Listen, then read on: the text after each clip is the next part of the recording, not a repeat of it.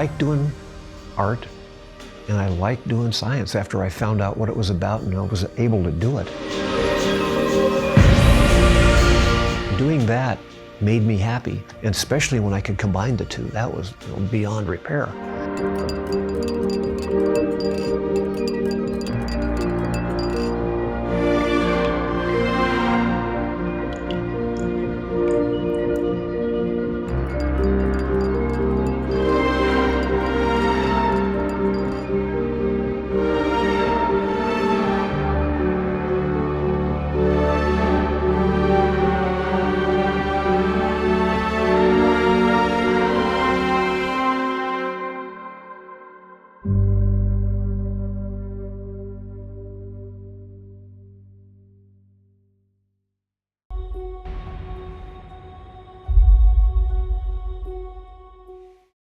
When I was a young child, I was particularly interested in coloring books and doing that. This is when I'm like 4 years old. And my aunt, who used to stay with us some, she was my best buddy for me. And I would wake her up at like 4 in the morning and say, "Aunt Sherry, can we color?" And she'd get up and do it. And so that's how I got hooked into art, was that enjoying doing that process. And she was the person that got me there and it continued to do that.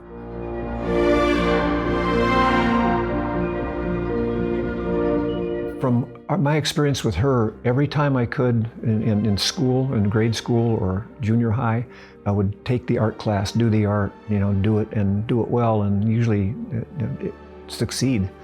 So I just fell in love with the idea of designing things and coloring them or painting them, as I was able to do later. One of the teachers taught me how to oil paint. And so I was hooked on being an artist until I was in high school.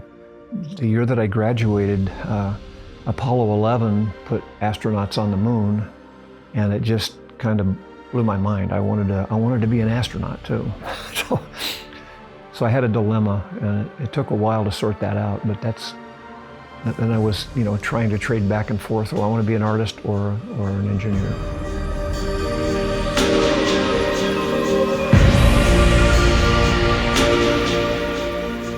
That got solved a little bit when I was fortunate enough in my first couple of years in college, in a community college. The head of the art department got me an opportunity to go to Florence, to Italy, to the International University of Art in Florence for 2 semesters. It was a winter and a spring. When I got there, it took me a little while to not be lonesome because I started making friends, and then I found out that this guy, Leonardo da Vinci, good painter. And then I found out more. He was a big topic in Florence. And I found out that he was a designer, and he designed airplanes and tanks and scuba type equipment and all kinds of things. I really liked that combination. I knew he was a great painter, and I got the idea, well, maybe I could be an artist and an engineer. Well, but I don't know if I can do that. But I left Italy with the idea that that's what I wanted to do, and I didn't forget it. I kept the thought in my mind.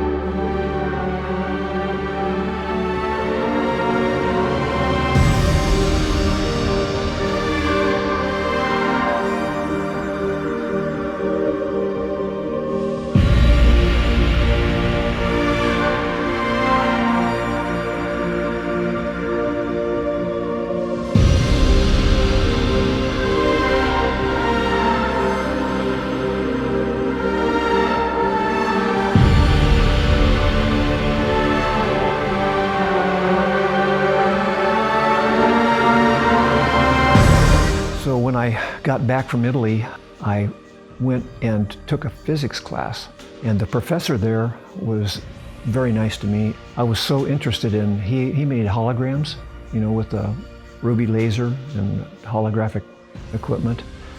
And I was there when he made one that had an astronaut standing on the moon with an American flag that was a hologram.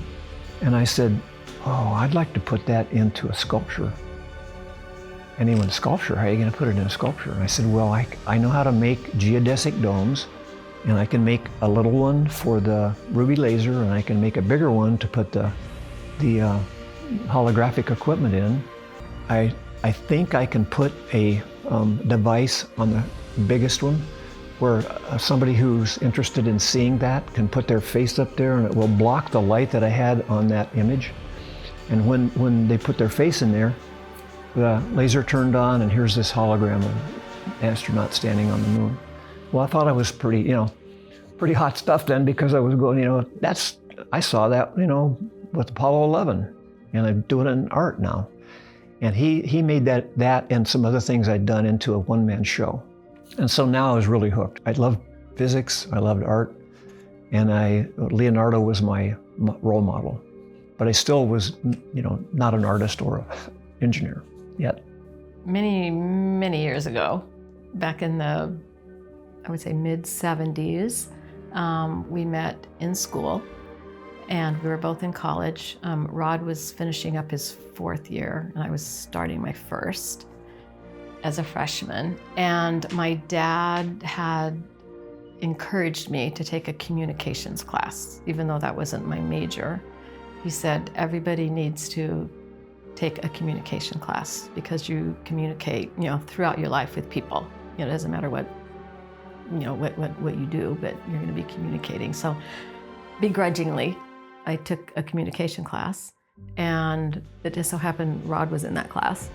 And that's how we met in school. And of course, Rod was always very good at, speaking, and he was on the debate team. And of course, we met and were eventually dating. And then I was scared to death to get up in front of the class with him in the class to give any kind of speech. But he was so cool and collected when he did any of his presentations. So anyway, so we met in college, and we've, been going out ever since. Got married about 6 years later. And then 6 years after that, we had 2 girls.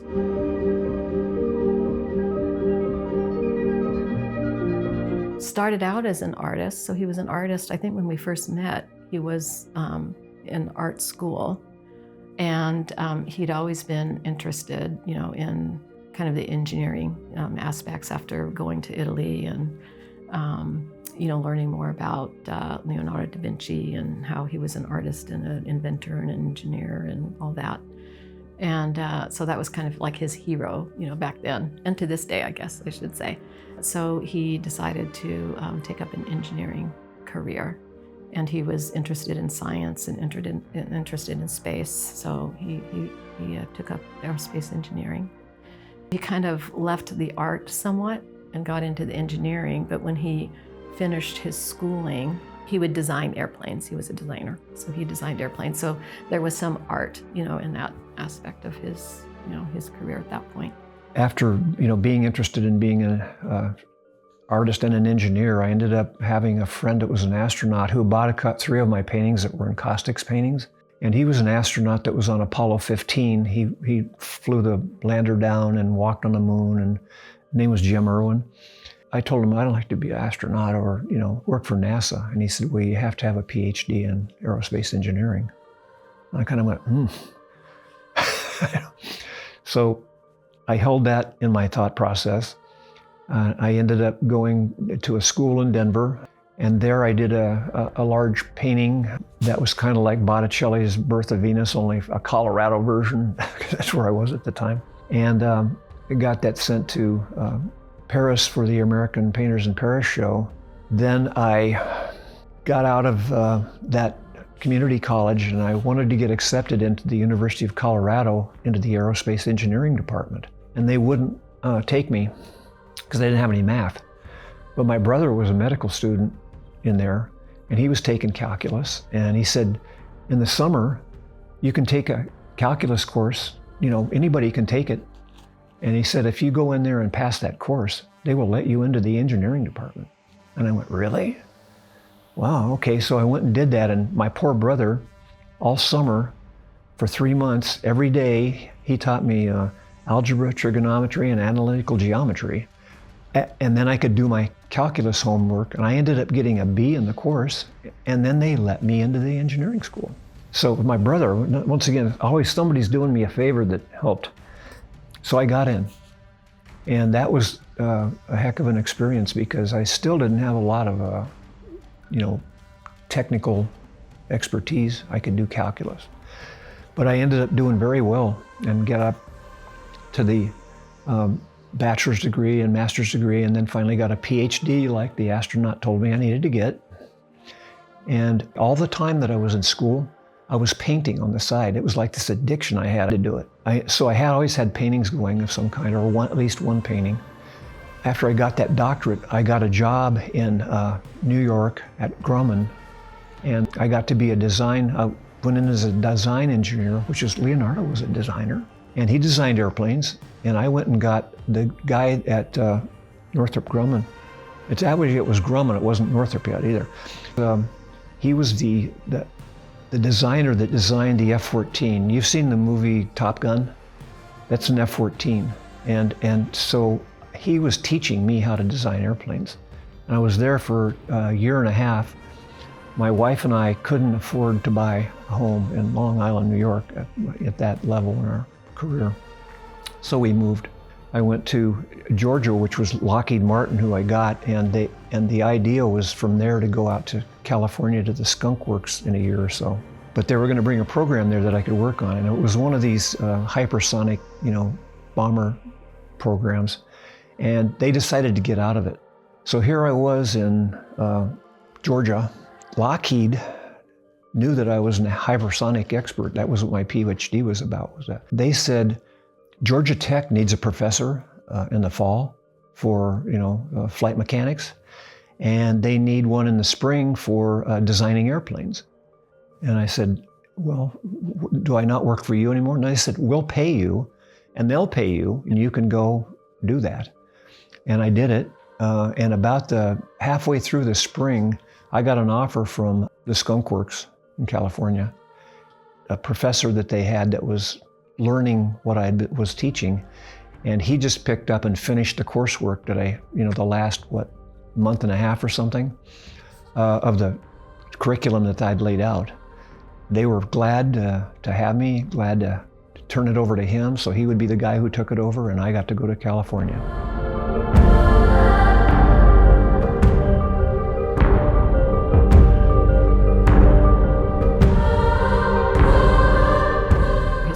He just kind of stepped up the ladder and got into more of an executive position. So, things changed a lot.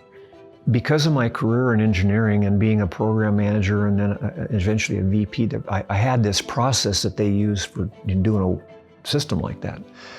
And I applied the same kind of thing to art. And what it was an airplane design. You have to decide what it is you're going to build and how you satisfy the customer. So, but only this time with art, I wanted to pick something that I loved to paint, and then I wanted to do compositions with it. And this is like Leonardo. He used to draw sketches of designs that he was going to do. He even did, internal body parts of human beings. He was so rigorous at getting correct the accurate description of whatever it was he was going to design.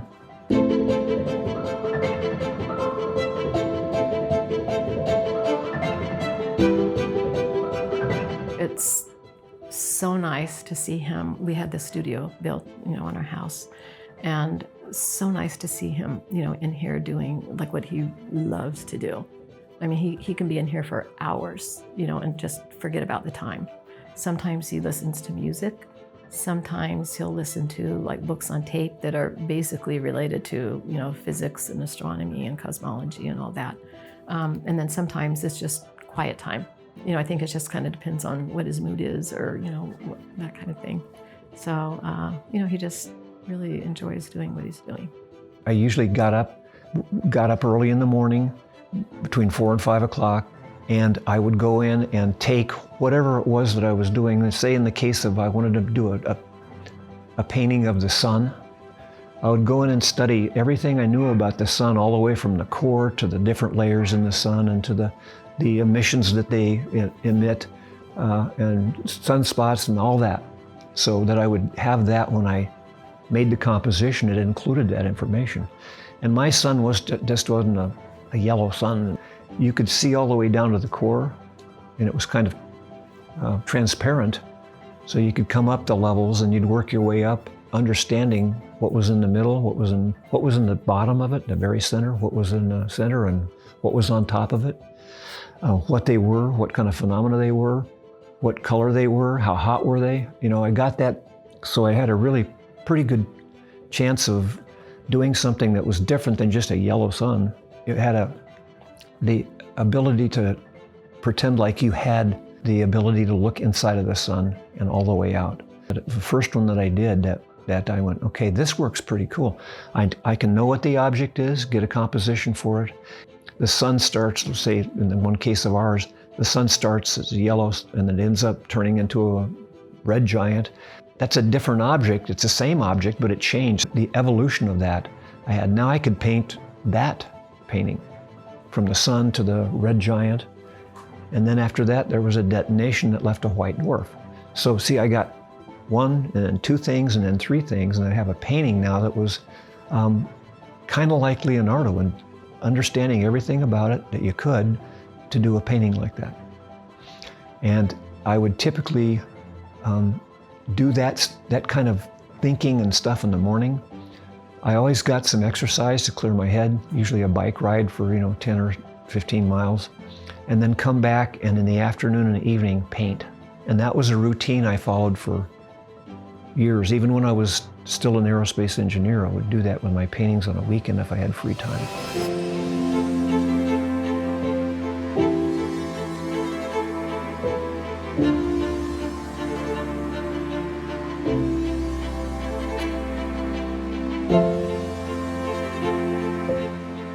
I always do a storyboard of some kind or another, but I ended up getting later when I got into the cosmology stuff and the Eagles paintings, which were about democracy and the Constitution. I had that there to lean on to help me decide what a composition was going to look like for a particular painting, whether it was a cosmic one or a patriotic one.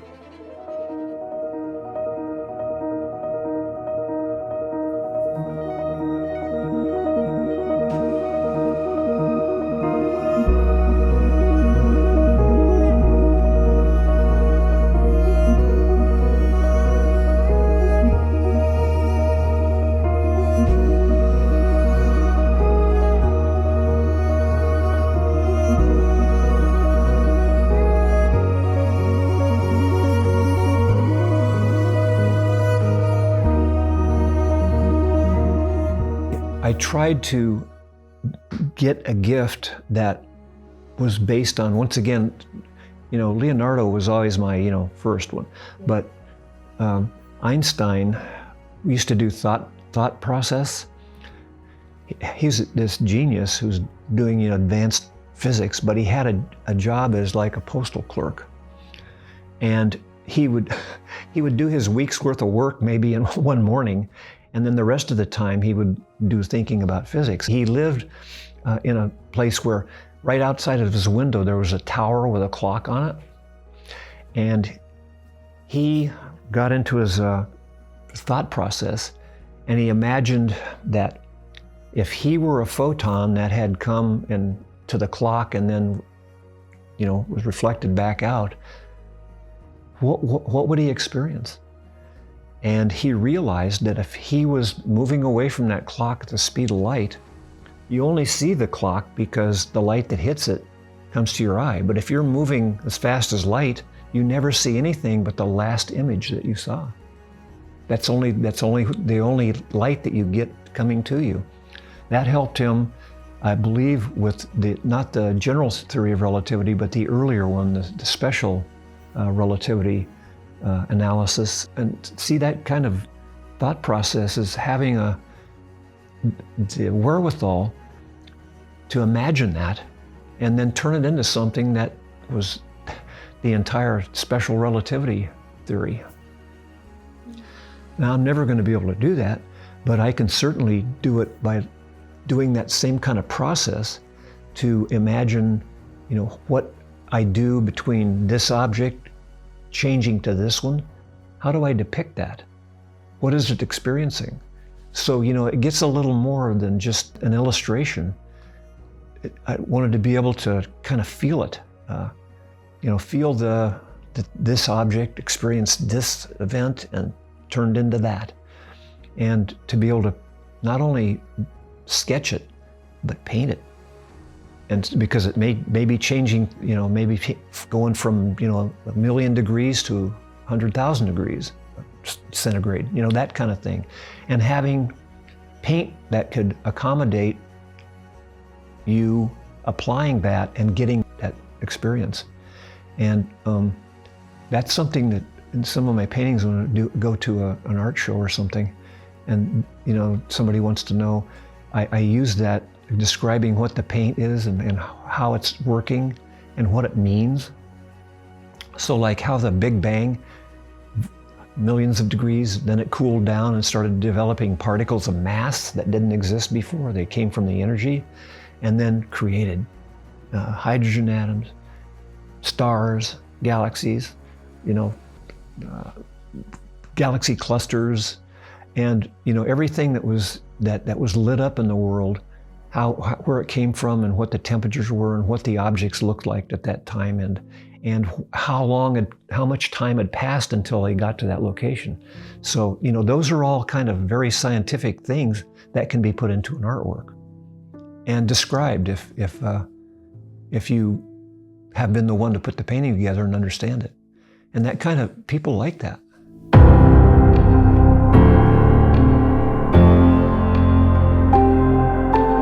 Rod came into my gallery when I was in Culver City before the pandemic. And I had a chance to speak with him, and he presented his work to me. And I found it to be very unique in process and in the way he paints and presents his work. I decided to take him under my wing and help him with his career. Well, if you can see the style that he paints in, he uses this phosphorescent, luminescent paint that actually glows. And we use dark light, black light I should say, to showcase the different coloring, the luminescence in the paintings themselves. And this cosmic work is a presentation of that works really well because of the way it's presented for the universe and other elements. It has a very colorful nature about it. When I first got interested in cosmology, I'd heard of Einstein before, and I knew of, several other people, Roger Penrose and Stephen Hawking and other people like that. And I decided, like in my engineering job, I had to have absolute reality and truth of what this is and what they want to do with it and understand that. I wanted to do the same thing with cosmology, so I only studied from people who were Nobel laureates or running a physics institution at some place in the world. It kind of came down to Einstein, Hawking, Roger Penrose, and then a lady that's one of the best cosmologists in the world, Katie Fries.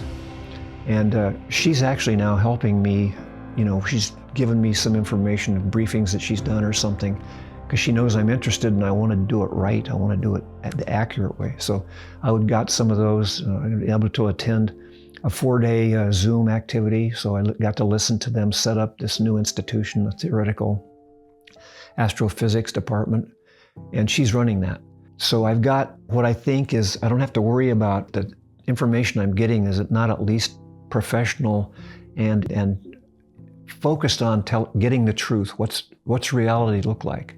As you know, as physicists learn new things, like the Hubble telescope was one thing, now the James Webb Space Telescope is another, and it changed everything because they can see deeper back, they can see more. They know what other parts of the universe look like, or that is just so exciting to know that this is that. These people want to be honest and get the truth, but they also realize that when they get new information, they have to reassess what is truth. And that's very cool. I like that. I think I connect with this particular body of work. It's his latest body of work. It's a cosmic series.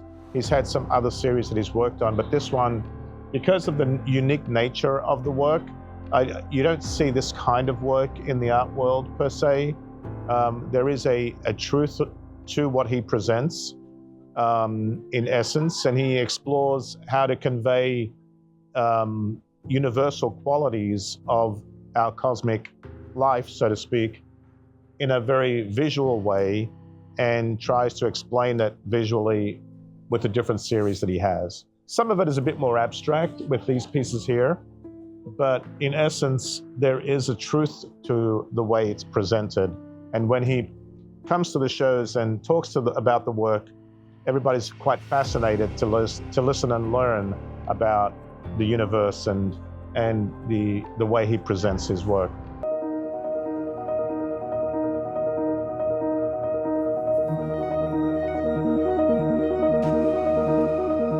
My benchmark painting for this last year, and it's called The Unobservable Dark Universe.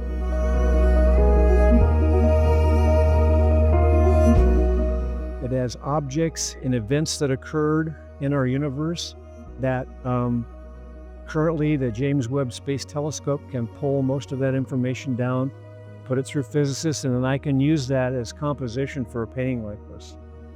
The painting, as far as time goes, this is the point right here where space and time started for this universe, and this includes called the Big Bang, and it's got the yellow background because it's super hot.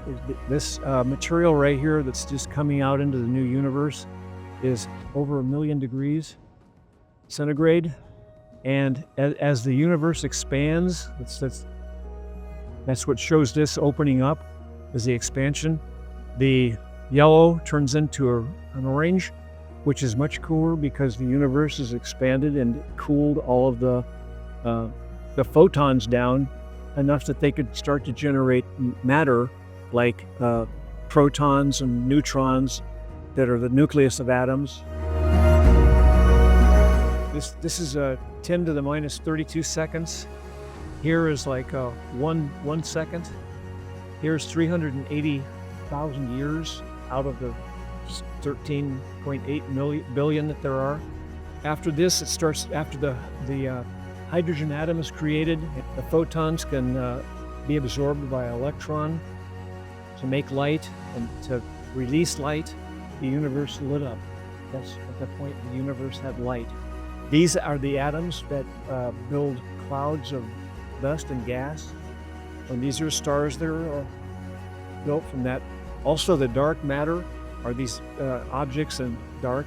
They are the ones that are making everything grow faster and stronger by providing heat and growing real large, called dark stars and galaxies that are elliptical and spiral, and are generating black holes that go into galaxies. This is a elliptic galaxy at an elliptical shape. It has basically yellow and red type of stars in it, and this is a spiral galaxy that has a lot more blue stars. They're hotter, bigger, different kind of galaxy. Those start to generate because of the help from the dark matter. They start proto-stars, big stars, that become the actual stars that are, there's 4 types of blue stars, yellow, a red, and a brown.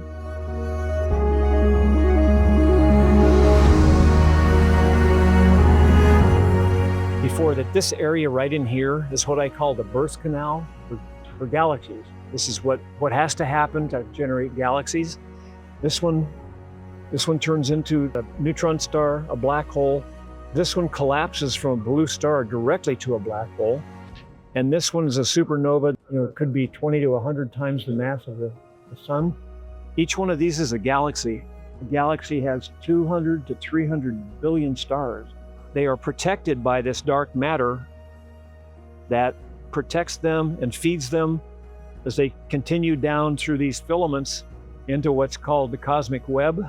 And so this thing is pumping galaxies and galaxy clusters into this cosmic web. This is not the only one in the universe. There's thousands, millions of them. So this is what's creating the universe. This painting was painted to show that all of this stuff is being protected and fed to grow into galaxy clusters and these kind of cosmic webs that continue to grow like a wheel. They're growing out through the filaments and the spokes in the wheel, and the voids in the middle are getting larger as well. So the universe is expanding.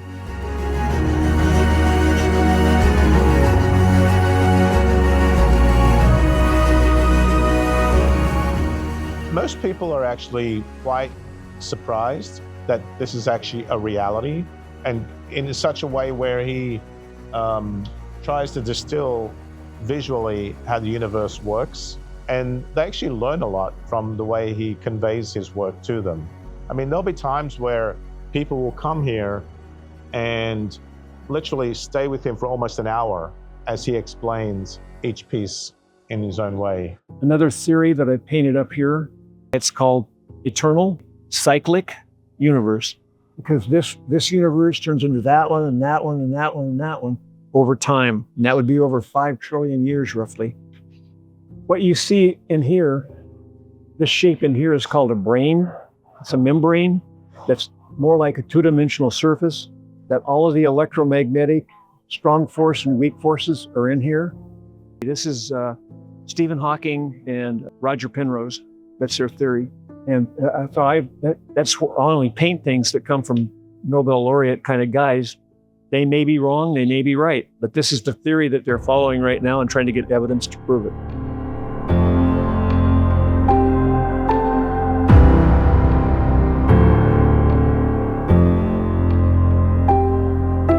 These other paintings are small subsets of these. This particular painting is a galaxy. It's called a starburst galaxy. This was in our universe. They have photos of it from about 800 million years after the Big Bang. And this is way more mature than it should be at that point in time. That's because a lot of this dark matter was feeding and protecting what was growing inside of the birth canal, and creates galaxies that mature faster. This is sort of the Big Bang feeding this. There's all kinds of information in here, but this, once again, like it was out there, this yellow is super hot. Some of this in the chance of 1 million degrees. In the orangish, it's in the tens of 100,000 degrees. The theory is here that this one didn't survive because it didn't have a strong black hole at the center. It had these 3 objects competing for the mastery of this, the quasar. This is later in time. In this painting, that right there is a galactic supercluster. That one is this one in this painting. This is called Laniakea. This one's called Perseus. These both are galactic superclusters. Each one of them has 100,000 galaxies. Every galaxy has 200 to 300 billion stars. So they're big objects, but they're still small in comparison to the cosmic web and this. These two are being attracted by gravity, and they will at some point converge and turn into one of the big black holes that ends up evaporating.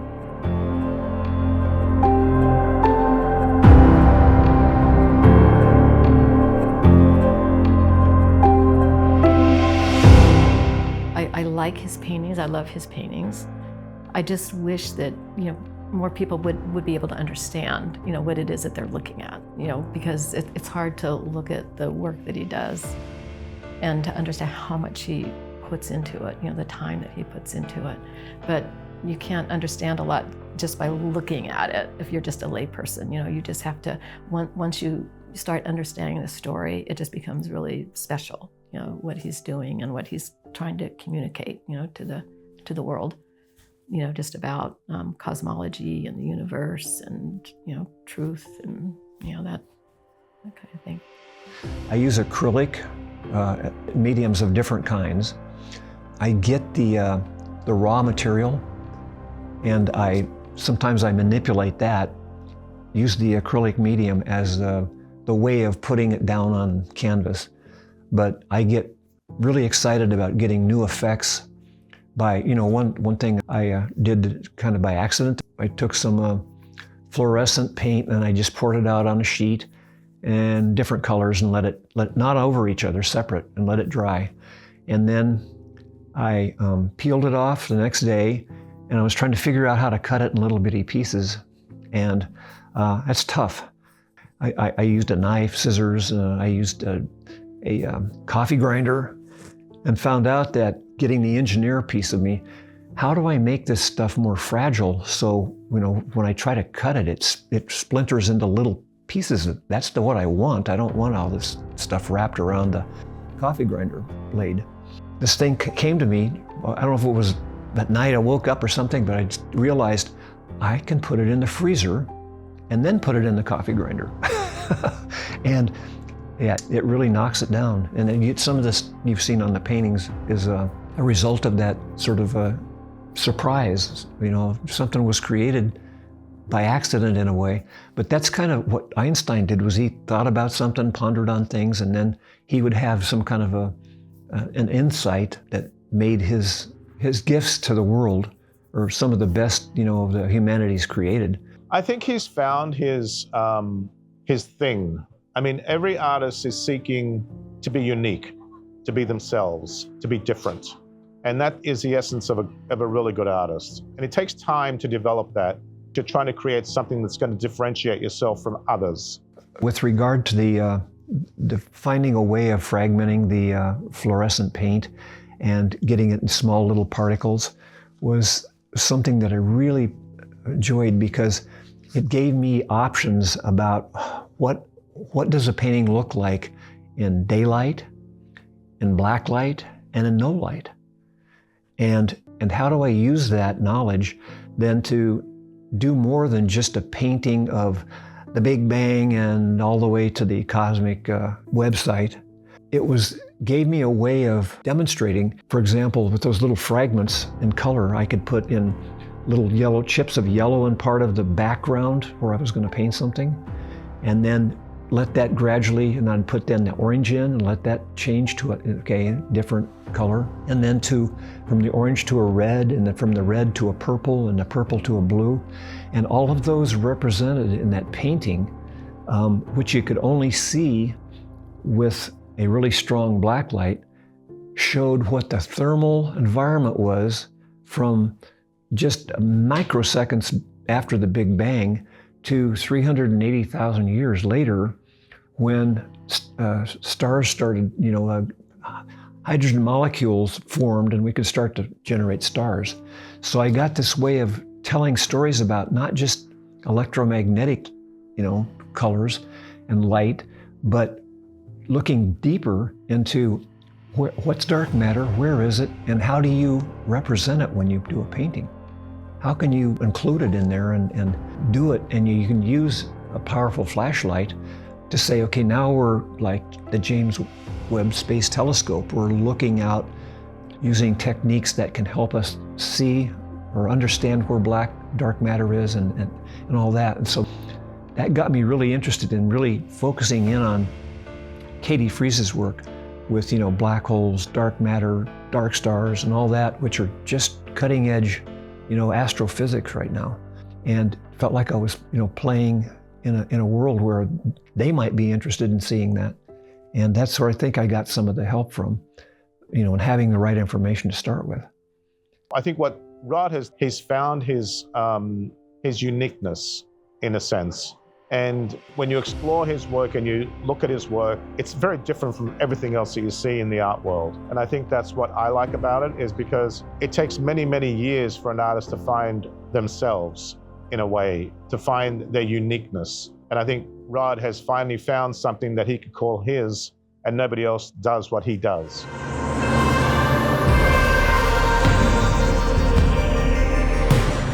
The initial Big Bang was pure energy. This is the beginning of 13.8 billion year story.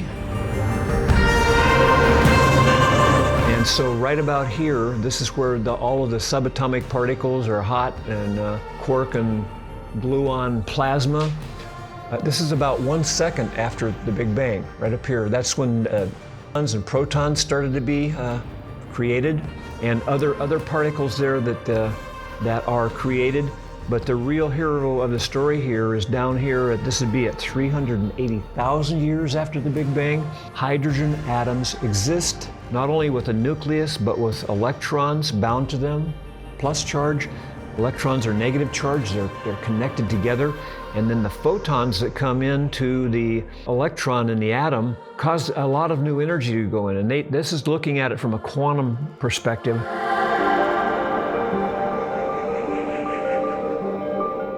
The electron is not rotating around it somewhere, but it's statistically somewhere in that object.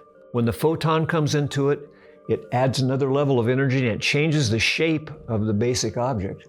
This is the 380,000 years out of 14 billion, is that hydrogen atoms exist and they start to cluster together into nebulae that gravity pushes together, and they start to create stars. These are protostars, basically 7 different types of them here. Right here, there are 4 kinds of blue stars from prototypes, and these are the actual stars that are created.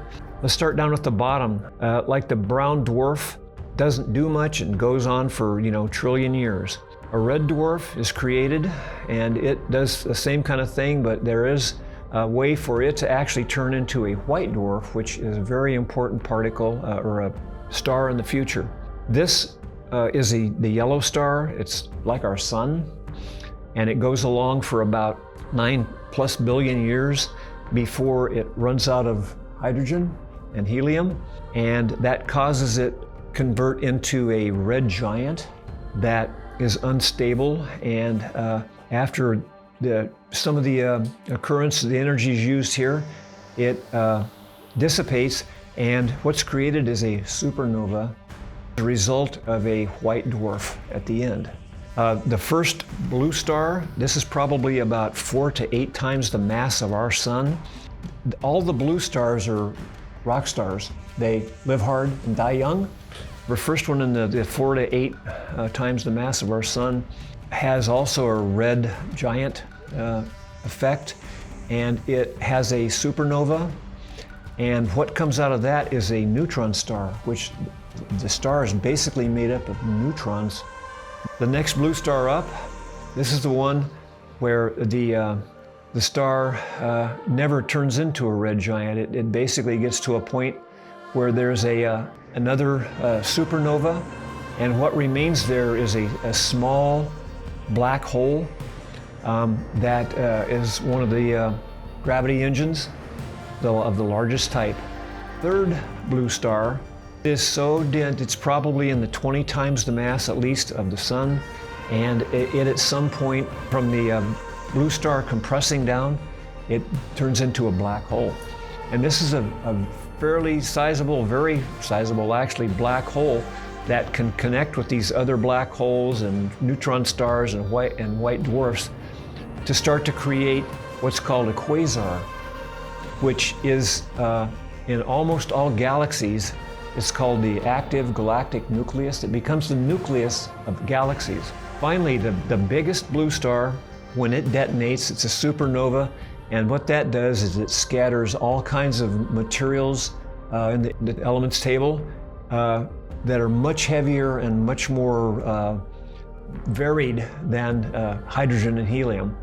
And that also creates something that helps it get into a black hole that becomes a quasar to produce a accretion disk. The white dwarfs, the neutron stars, the black holes, and the remnants of a supernova of a huge star are what help create a galaxy with an active galactic nucleus. Now, in the meantime, As protostars, there are also protogalaxies. Protogalaxies of elliptical galaxies, protogalaxies of spiral galaxies, and as they mature, these start to form in galactic. They have a different kind. They have more yellow and more red stars and a lot more chaos. The spiral galaxies, however, are the ones that have most of the blue stars. They're much hotter and live and die earlier, and are responsible for creating a lot more stars than ellipticals. The bottom line is all of these stars start to form galaxies that are mature and have an active galactic nucleus, and then those galaxies start to cluster together in galactic clusters, and they are pulled into by dark matter through filaments and dark matter into what's called a cosmic web here in this case, and that's just an abundance of very large, compact, and galaxies continue to grow, and the dark matter supports them. They protect them. They have hydrogen, dust, and things in there that can feed them, and they get bigger and bigger and grow. And that's kind of the 13.8 billion story for this kind of a theory. I used it then to go down and study more for all of these and how dark matter affected it. Does dark energy affect it?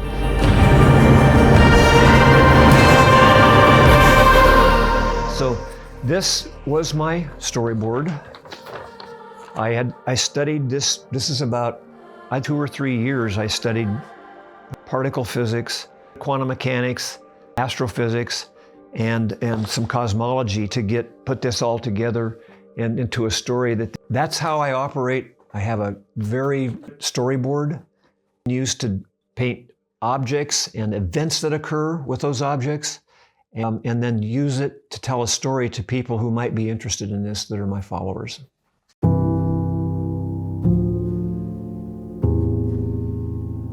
Their otherworldly storytelling stems from a background in aerospace engineering and a love of innovation and expression. Rod Cusic, please accept your Top Sistis Masters Award.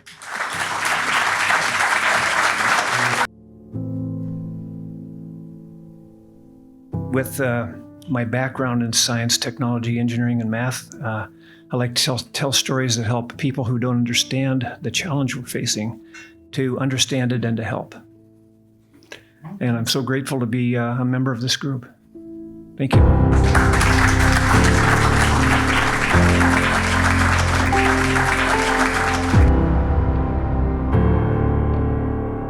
I like the work because I'm also somewhat interested, in this too. Just the stars, the universe, the galaxies. Where did we come from? From the very beginning, where are we headed? And I just like that story, like from the beginning to what is the end for us, and is there an end for us? I like his creativity and the uniqueness that he brings to art, with the different types of paints that he uses and the photoluminescence and phosphorescent paints that he uses. So it's like the paintings are not just what you see, but they're different depending on the lighting situation. And so, I don't know, I just think that it took him a long time to get that, to work with the paints and try and make them work the way he wanted to make them work. That took a long time. But, he just had that, determination just to do it and figure it out. And, that's what I like about him. He's just like, he just kind of sticks with things, until he gets it. I think, if anything, if people can take a look at his work and find what they see in it, I think that they will find some surprising elements that they haven't seen before. And that is what I hope for people to get out of this and convey.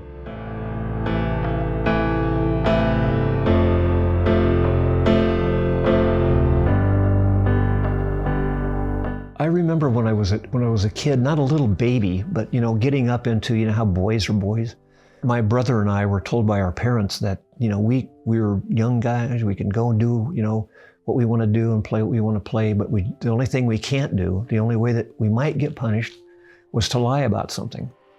And so I had that, truth thing drilled in, and that's what cosmology does. All those scientists that are working that, there are hundreds of thousands of them around the world that are doing things that are either science, technology, engineering, or mathematics about the universe. And they're all trying to get to the truth. They compete with each other and all that, which is healthy. But when they come down and some experiment happens that proves something beyond a reasonable doubt, they either are happy about it, clap, proud of them, or they don't stop, but they go back and reassess their thought process and try to get back into the mode of what reality is. And with cosmology, I'll tell you, something that I've noticed is you have a beautiful Hubble telescope for years and years is doing all this amazing work. And then the James Webb Space Telescope comes in, and they're using the infrared rather than the other frequency.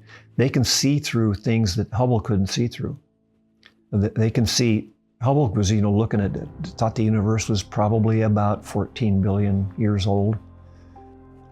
And then the James Webb Space Telescope, they're looking out to, 45 or more. And then trying to figure out, is that part of our universe that we're seeing that's bigger, or is it part of another universe? And so all that gets exciting again. There's these things they got to figure out. They got to go do experiments and mathematics and figure out, okay, reality is changing a little bit. What is it right now? Knowing that in a few years it'll change again, but always looking for the truth. And that's admirable. That's noble. Rod is a very unique being. He has the authentic and giving sensibility, and he's always a gentleman. And so I really love that about him. I think finding people like Rod to connect with and to collaborate with in a creative way is what inspires me. It's not easy to find people that you feel that you A, like, and B, that you can collaborate with, and there's a shared interest there in developing something that's unique in its own right. I think I'm going to continue to stay in the cosmology mode. And what I want to do is, there's so many experiments and theories that that are there, that I just want to continue that, because that's changing so quickly now. It's exciting that I did the painting last year. Okay, it's not completely what reality is right now. I want to go do another one that's a little closer, and just do that, because I'm happy with that. I love doing it, and it's exciting, and it's really. Somebody asked me, who are your influencers? And I basically told them, with respect to cosmology, well, it's Einstein and the general theory of relativity in particular.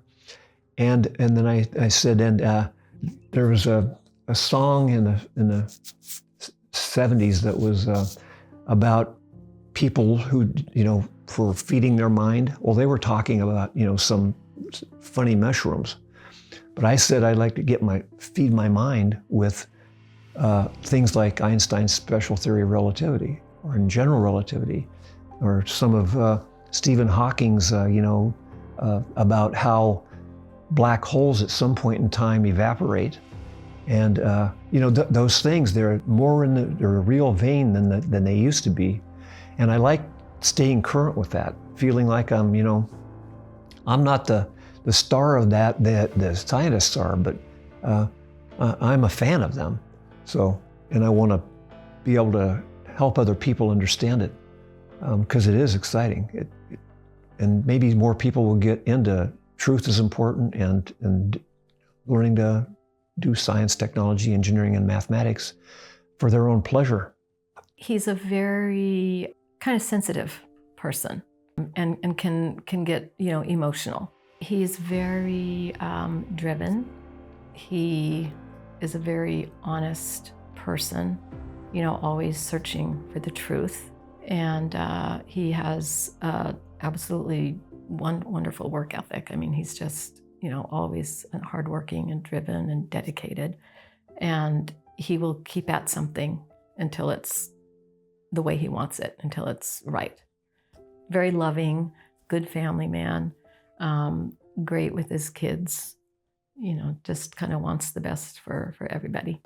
I think I was selfish in a way because I liked doing art and I liked doing science after I found out what it was about and I was able to do it. I had the education to do it. Because doing that made me happy, and especially when I could combine the two, that was beyond repair. And so find what you love to do, get good at it, make sure that you like it. Don't go deep down into something if you don't like it, if you can help it. Some people just can't help it. They maybe didn't get the benefit of having education or some other thing, some other reason, but my parents were not rich. They just always promoted get education. They had a high school education and that was it. They wanted us to have more, my brother and I, and so they promoted that. And we'll undoubtedly do that. I did that with my daughters and with the grandson, because I want everybody to be happy and respect each other and have fun. Enjoy life.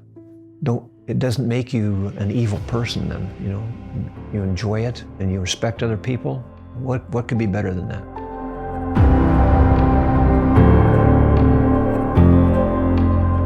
If you want to enjoy life, do something that you really love, and because you're better at it, you'll probably get rewarded for it more, whether it's accomplishments or financial. Do what you love and get good at it.